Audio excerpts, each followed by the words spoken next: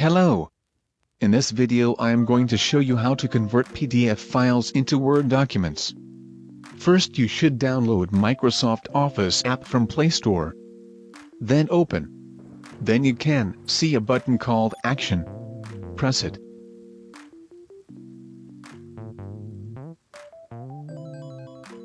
Here, press PDF to Word. Then select the PDF.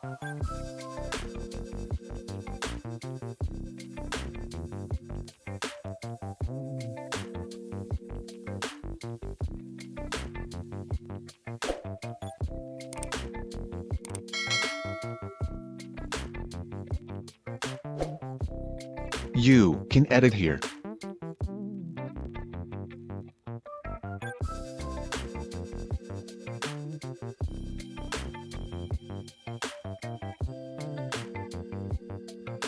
Then press the three dots and then Save As.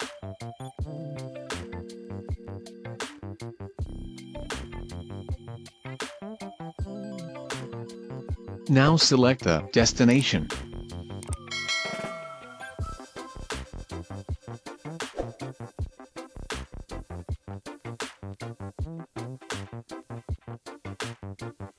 Then press OK.